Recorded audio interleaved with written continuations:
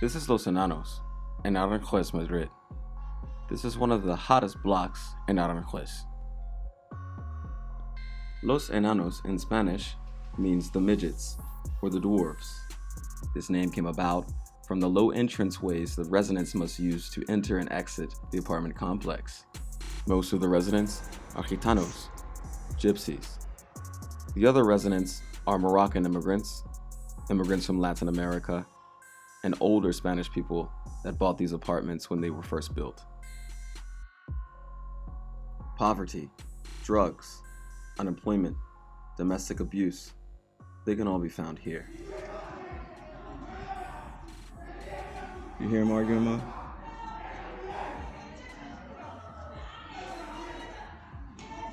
I'm not gonna walk over there, but you see what I'm talking about. Trash in every corner. Graffiti up everything. Damage. Los Enanos has also received media attention for the number of ocupas in the area.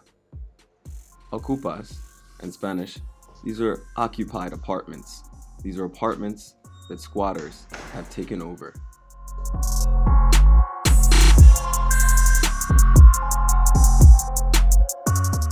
I've been told by some of the people that live in Aranjuez that there was a time when Los Enanos was impenetrable, that not even the police would pass by this neighborhood.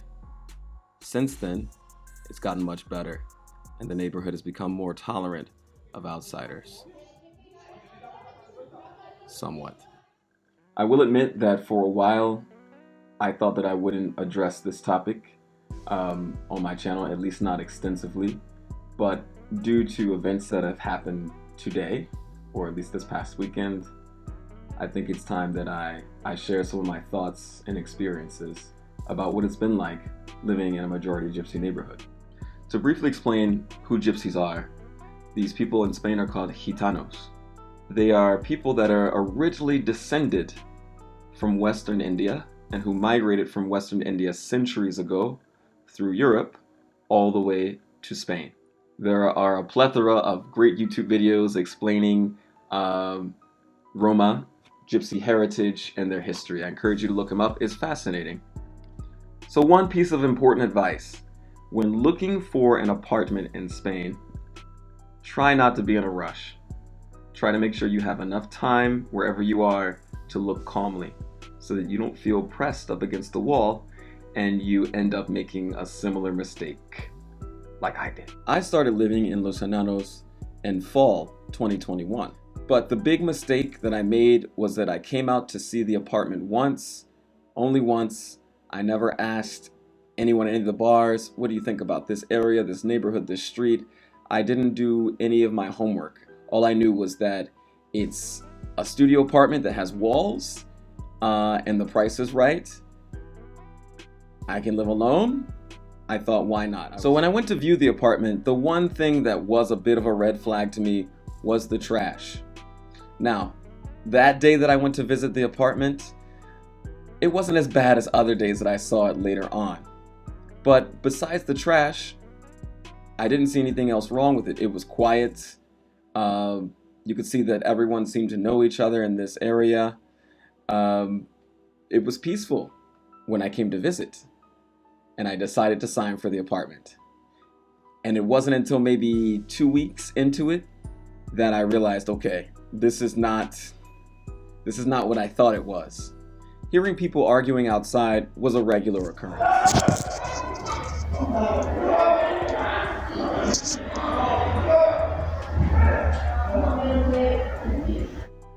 Sometimes it would just be a little spat, people yell back and forth, and it's done in 5 minutes. Other times it turns into a big scene and everyone's opening their windows, looking out. There are people that come down to see. As time went on, the noise issue became a much bigger problem. Especially as an online teacher, it was so annoying sometimes to have people yelling at the top of their lungs in an argument, or because they want to remind someone who just went down to the courtyard to go buy bread, so they need to yell so the entire neighborhood can hear them telling them to do this. And this was a daily occurrence, but being an online teacher makes this very difficult because you can't provide a good classroom environment when there's so much background noise. Every December and January, it seems like a tradition that the children have an infinite supply of fireworks. And for the entire month of December and for most of January, they go around the neighborhood setting off these extremely loud fireworks at all hours, all the way from the morning, all the way till 1 o'clock in the morning sometimes. Every year. It got to the point where if I decided I wanted to take a nap during the day, or perhaps go to sleep a little bit earlier than I usually would, I had to take my Bluetooth speaker and run a white noise loop and have the speaker at full volume. I was able to basically tune out the sound of the white noise. In fact, it helped me to sleep, and this completely blocked out all the noise from outside of the apartment, so I could no longer hear the people yelling, banging, the fireworks. And for almost my entire time living there, this is how I was able to go to sleep, at least if it wasn't very late at night. Even in the mornings, Los Enanos was a loud place. For there to be so many people that don't actually have jobs, they get up quite early in the morning. And it's already 9:30 in the morning. They're already yelling out the windows to each other about whatever they're going to do that day. Yelling. Maybe I start my classes and I look at my watch and it's 10 o'clock in the morning. But yet I hear children outside my door playing, running back and forth, bouncing balls. And I think, why are these children not in school? Education, at least formal education, didn't appear to be a huge priority for this community, in my opinion. In front of Los Enanos is a high school, Alpajes. And I remember coming back from the store one morning and seeing all the children from places around Aranjuez walking to this high school, all with their backpacks on.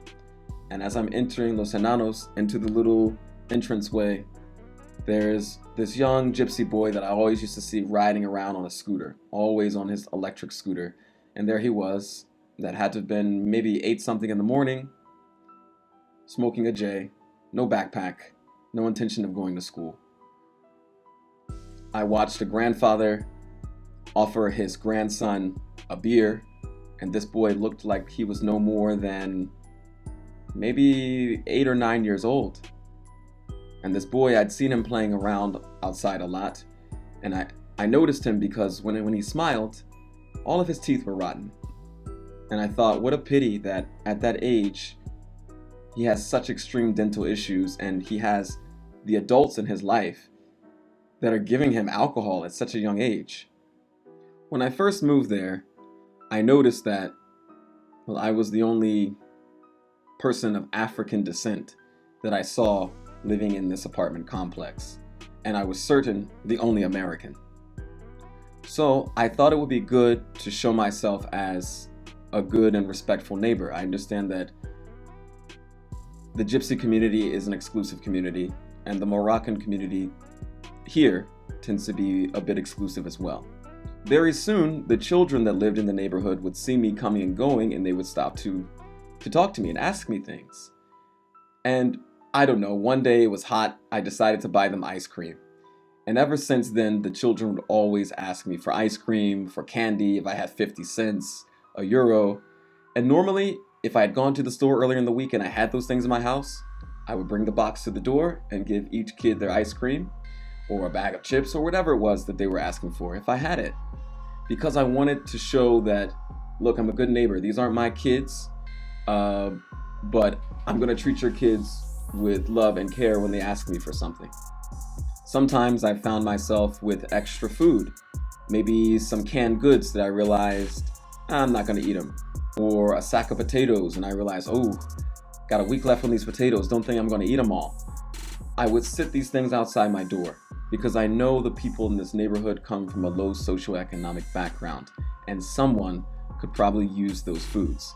And usually within an hour of me sitting those things outside, they would be gone. I never saw who would take them, but I know that every time I put food out there, it was gone. And I felt like, okay, good.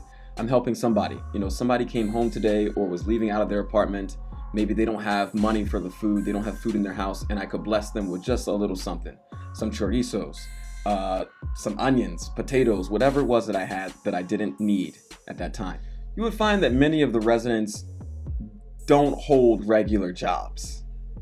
As an online teacher, sometimes my comings or goings were a little irregular. Maybe I have a break in the morning, a student canceled or something like that, and I could have a chance to go out, go to the store, come back. And it didn't matter what time I was coming or going to my apartment, I would typically see the same people outside, doing nothing, holding a beer, listening to or singing flamenco music, smoking a J, anything but working. And I often ask myself, how is it that they're able to live here and support themselves and their children, because many of them are parents, without having a job? Some of them had their hustles. Some of them sold drugs. Others would sell clothes or fruit. I remember that there's a guy that sold melons every summer. And I don't really eat melons, but I will buy them because I felt like, let me give him 2-3 euros here or there to show, I'm supporting this community and I'm a harm to no one, that I benefit this place. That was my thinking. And in the beginning, for the first few months, everything was fine. Hola, Jordan. ¿Qué tal? Everything was fine. But then things began to take a turn on New Year's Day, 2022. It was about 8:30, 9 p.m. on January 1st. And I remember I was playing a video game, but from outside my door, I could hear what sounded like a drill, the little whirring of a drill. But I didn't think anything of it. I live on the ground floor. There are people that pass by my door all day, every day. And as I told you, the people that live in this neighborhood don't tend to be the quietest or respect noise. So I didn't think much of it. But then suddenly there came a knock at the door. Just a light tap, tap, tap. So I went to the door to see. I looked out the peephole and there was no one there. It was completely dark. So I went to hit the switch to turn on the light outside right above my door. And I noticed nothing happened. So that's when I opened the door, and that's when I noticed a wire hanging down from where the light fixture had been, and the entire light fixture had been removed. So I start to look around, wondering who could have done it.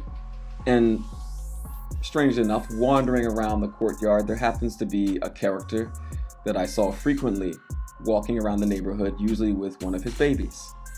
I asked him if he had seen who had done this to my light. And he pretended to be very friendly and told me that, I don't know who did it, but I'm going to find out for you. I'm gypsy, and this is my neighborhood. Those were his words in Spanish. So he walked away and came back in about 10 minutes.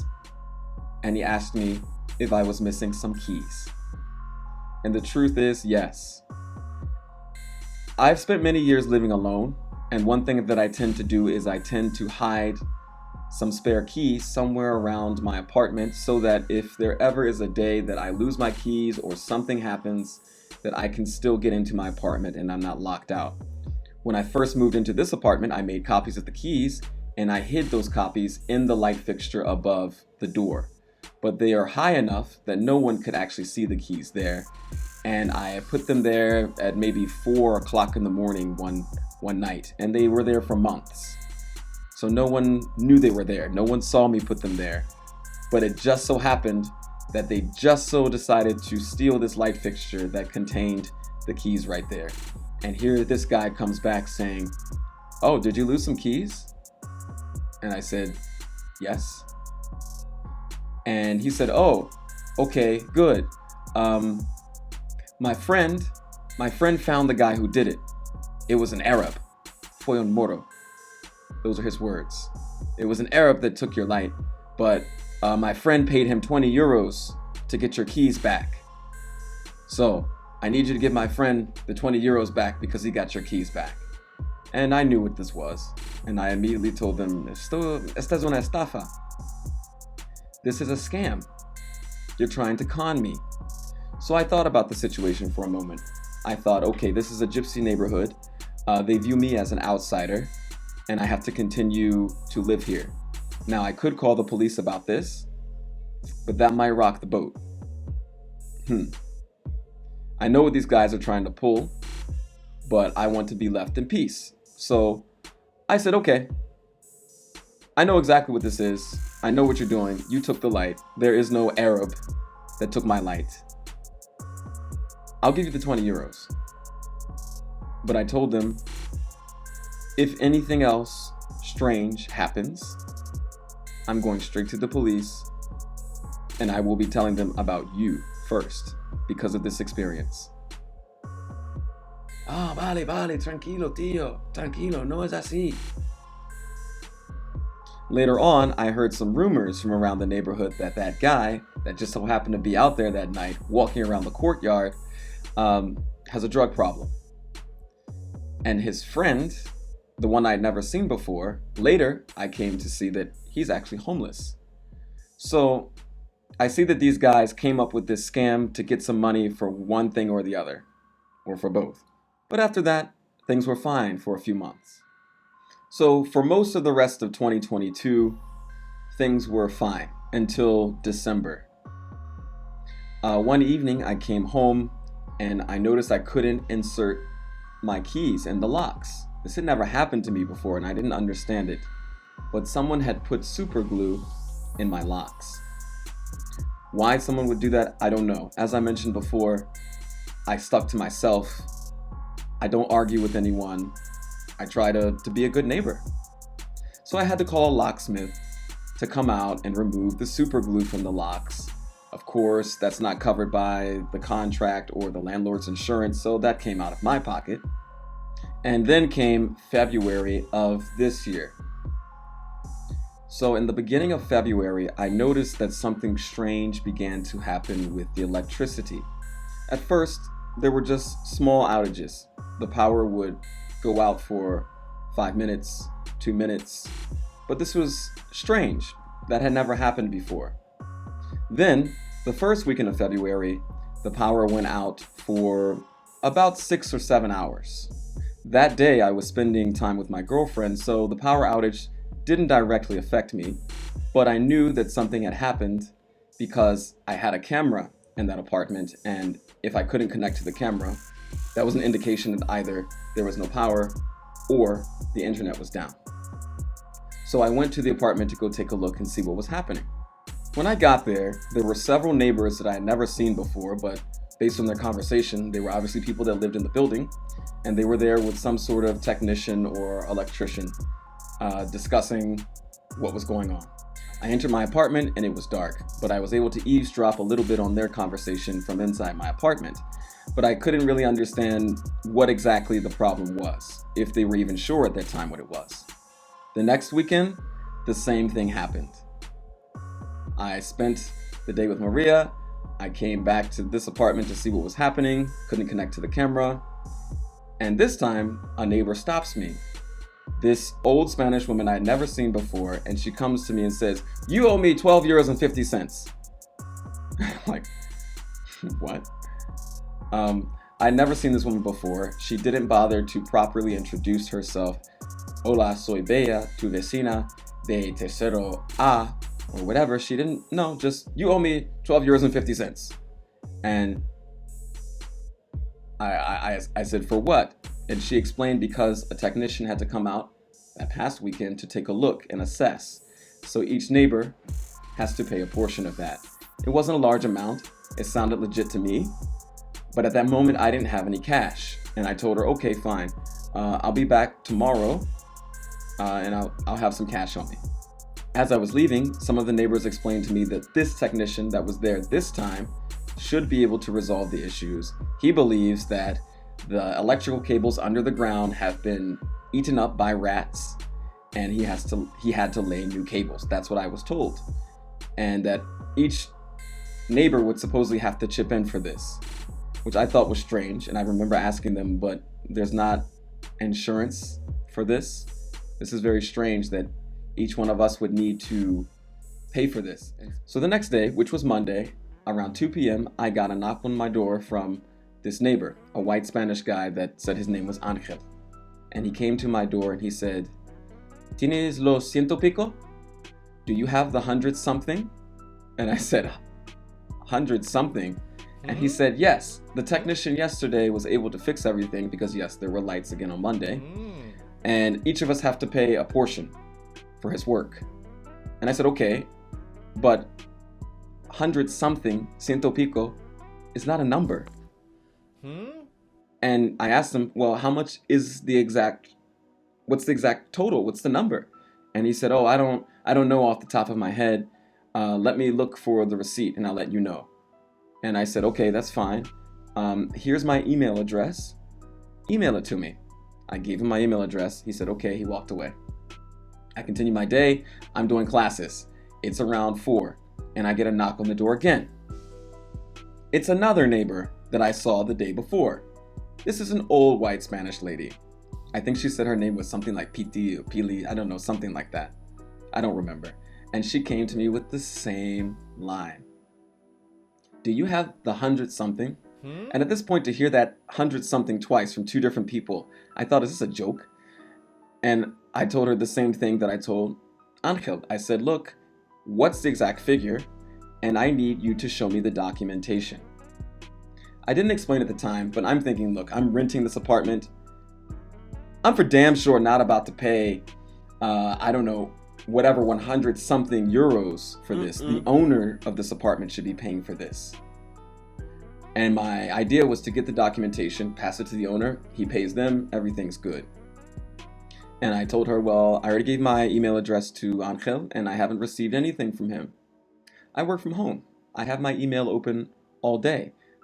And I knew I hadn't received anything from him, and I explained that to her. Okay. She said, okay. I let her know I'm doing classes right now. I can't really talk. Have Angel send me the email with the receipt. Have to go. Goodbye. Close the door. I continue my class. About 10 minutes later, there's another knock at the door. And it's the same old woman again. And she's saying that Angel says that he sent me the email with the invoice for this work the electrician did. But I explained, no, I didn't get anything from him. But I'm working right now. I'm in a class. I can't really stop and keep talking to you about this. So I quickly wrote down my phone number on a piece of paper and gave it to her. And I told her, look, you can take a picture of the receipt and send it to me here. She said, okay. Close the door, back to my class. 5 minutes later, another knock on the door again. And this time I'm fed up because this is embarrassing. The student is wondering what is going on. I have to explain a lot of things. So this was in Zoom. I just put the student on mute so she couldn't hear my voice. And I just yelled in Spanish so they could hear me through the door. Look, I said I'm working. I've already given you my email address, my phone number. Leave me alone. Let me do my work right now, okay? And I really tried to be polite earlier because, well, this is an older woman.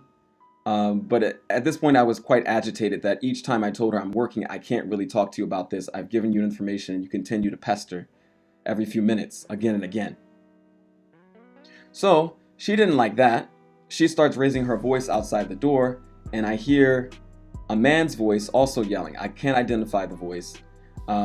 They start banging on the front door. They start banging on the windows. And then I hear the male voice say, if you don't pay, the lights are gone.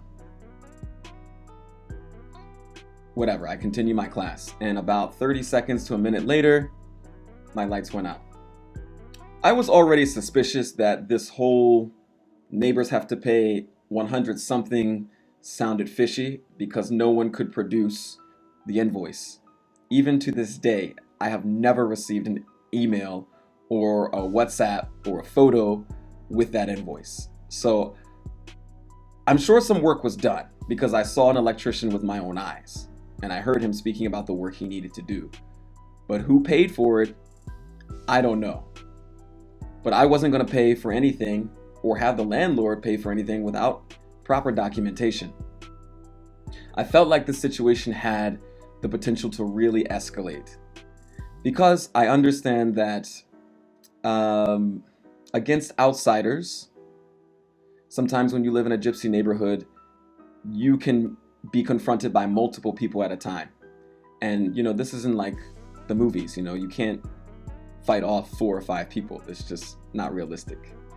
So I figured, okay, I'm not going to go outside guns blazing, arguing, yelling.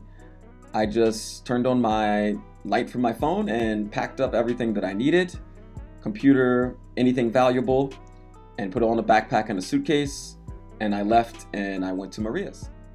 The power meters are in a closet behind a door that's locked with a chain and a heavy lock. It became very clear to me that one of the neighbors obviously has the key, and they were able to open up that closet and remove a fuse from my meter, or some part of the meter, to make sure that it was no longer able to function, effectively cutting off all the lights from my apartment, with the assumption that power would not be restored until I paid the 100-something euros they so eagerly wanted. But the last thing that I was going to do was put money in their hands. Not this time. I gave the 20 euros once before. These are different neighbors, but it didn't matter to me. Look, I've already paid more than I should have, and I'm not paying a cent more. Not this time. So I called the power company, and they were completely useless. They told me they only manage the power from the street to the meters, and that they don't touch and have nothing to do with the power supply from the meters to the individual apartments. So I was pretty much dead in the water with the power company. So the next step was to notify the real estate agency from which I'm renting. The owner of this apartment lives in another region of Spain, so I deal with the real estate agency whenever there's a problem or something that needs to be fixed. He told me more than reporting it to the power company, I also needed to report it to the police, which I did. I made a police report, but because I didn't record, or I wasn't able to identify who actually was able to manipulate my meter, very little they could do beyond just take a report. The real estate agent went on to suggest to me that maybe I should just hire an electrician on my own dime to fix power for an apartment that I don't own. And I thought, I don't know what this guy is smoking, but that's not going to happen. With that response, I told him, all right, this is my last month in the apartment. That's it. Because he wanted to have me go through all of these steps to call this person, go visit here, pay this, pay that.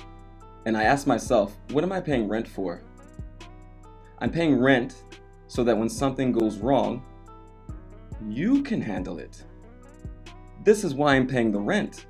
So I figured, okay, you want to put everything on me now, that's fine. It's going to be your problem in the end, because I'm just going to leave this apartment. I'm going to find a new one, and you'll be stuck with this problem when you have the next person that comes to rent the apartment, and you'll have to figure out how to get the lights back on and deal with the neighbors. So I started in a new apartment, and little by little, usually late at night, I went back to Los Enanos to pack a backpack or a suitcase to little by little take things out of that apartment, taking the valuable things first. It seemed like the power would never be restored and nobody cared. But I still had classes I needed to do. I needed internet. It's February, it's cold, I need heat. All of my food in the refrigerator is rotten now. So let's fast forward to last Friday. I went back to the apartment to box up some things and get things ready for the movers that I was expecting later that night. It turns out those movers never came. They never called me. I called them. No one ever picked up the phone. Complete failure. I was there waiting in the dark, waiting, nothing. So let's go to Monday. Monday, I found a moving company that could move me out Monday morning. I said, excellent, sounds good. I walk over to the apartment. I meet the mover there, and I go to put my key into the top lock. And once again, I notice there's glue in the top lock again. I don't know why, but I decided to go ahead and put my key in the bottom lock. And as I do that, someone opens the door from inside. There were people in my apartment.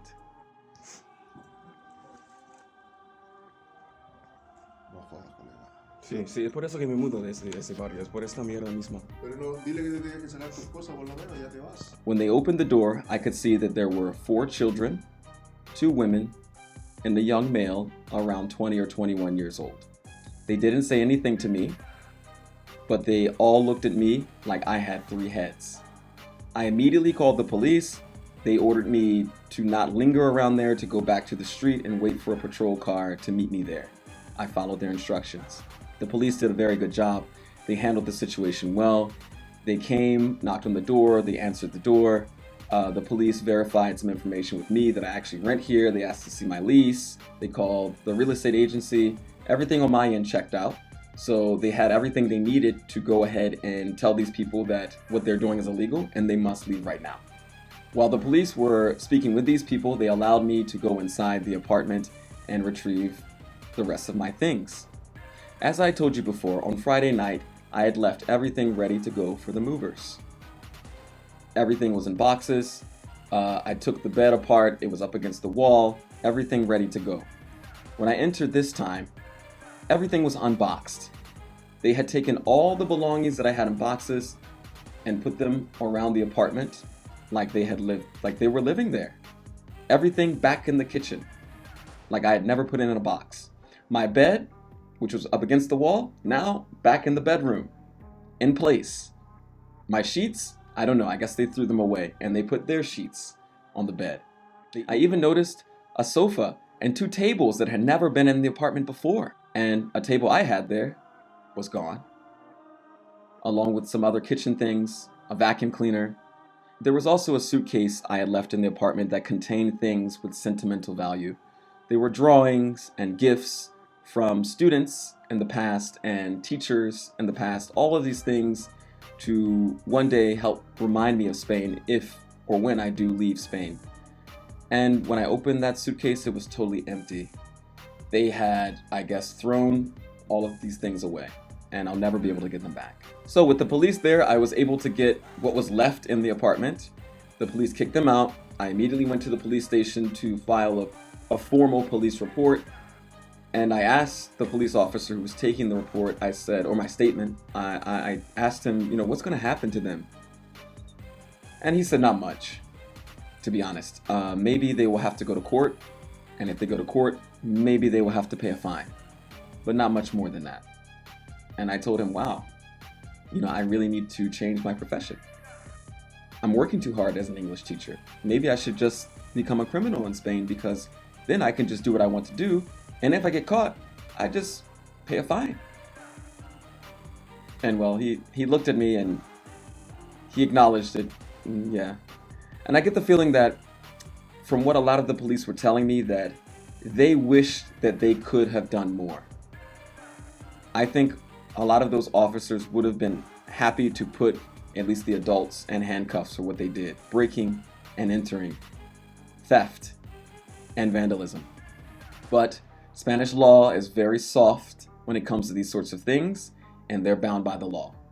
It was very clear that these people had broken into the apartment to gain access to it, because I never left the apartment without locking both the top lock and the bottom lock. And I know I had them locked on Friday night when I left. So between Friday night and Monday morning, they were able to break into the apartment and move their things in, and they were at home. One of the things that surprised me the most about that incident was I immediately recognized 4 of the individuals in that apartment. I recognized 3 of the children in the apartment at the time. They were 3 of the children that often played outside of my door and in the courtyard, and they were the same ones that used to ask me for ice cream, for potato chips, for €1. Same kids. I also recognized their mother. Their mother is one that I hadn't seen around very often, but I'd seen her here and there. These 3 boys, 2 twins and their older brother, lived with their grandmother in another apartment upstairs. I'm not sure which one they lived in, but I know they lived with her because it was very clear she was the one raising them. And speaking of the grandmother, I was very, very surprised and kind of hurt by her behavior. This was an old gypsy woman that I saw usually in the morning outside sweeping up, cleaning up trash, or coming or going to the store. And I would always say, hello, good morning. And she would greet me back, and she might tell me, oh, thanks for giving the boys ice cream yesterday, or whatever it was. We had a good relationship. But Monday morning, There she was telling the police that I don't live there, that she has lived there for 40 years and has never seen me, that it's not true that I have a contract in this apartment.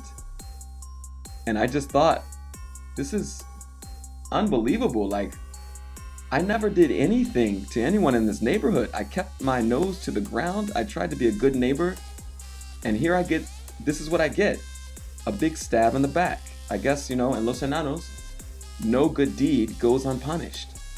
So once I had gotten all of my things out of the apartment, I went to the police station to file the report, and so they could take my statement. Around that time, the real estate agent went to the apartment to take a look for himself. And he also called a locksmith to have them replace all of the locks. And he began to speak to some of the neighbors, and he was asking them, what's happening here? Why did this happen? He told me that some of the gypsy neighbors got a little aggressive with him, but basically they told him, and they admitted to him that they made life difficult for me, or they tried to make life difficult for me so that I would leave the apartment. Because this family doesn't have a place to live, and they can't live on the street, so they will do everything they can to make me leave so that this family can intentionally come in and occupy the apartment. Those gypsy neighbors went on to explain to the real estate agent that because this is a gypsy neighborhood, they feel that apartment is theirs. Whether they have to pay for it or not, that apartment is theirs. So they had to see me out of there because their people needed that place to squat. And according to the real estate agent, they said this within earshot of the police. So the police came to the real estate agent and they told him, look, when you leave and when we leave, they're just going to break into this apartment again. You might have put new locks on the door, but they'll just take a crowbar and break in again. It's better if you offer them a contract, a lease, maybe a cheap lease, and maybe they pay. Maybe. But they're going to take that apartment for sure. And the real estate agent told me he contacted the owner. The owner agreed to give them a lease for 150 euros a month. And I told the real estate agent, okay, so is this how things work in Spain? That I can commit a crime and now people will do business with me? That's the way it works here? I can just move into an apartment, break in, and live there. And if I just threaten enough, I'll get a contract and a nice cheap rent. Why didn't I never think of that? This wasn't my first experience living in a majority gypsy neighborhood. I've also lived in a neighborhood that was similar in the sense that it was majority gypsy and Moroccan when I lived in Cartagena, Murcia. But I never experienced any problems living there, especially nothing like this. But for future reference, I think it's a good idea to stay away from those areas in Spain. This is a difficult topic for me to address, especially as a person of color, a black man, because I know what prejudice and discrimination feels like.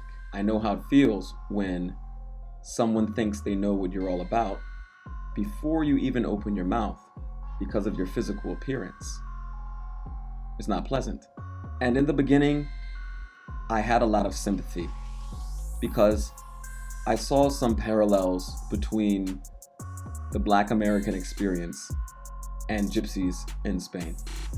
For example, some years ago, there was an older Spanish man that explained to me that his family used to own a small store in Madrid city center, and that they would never allow gypsies to enter the store.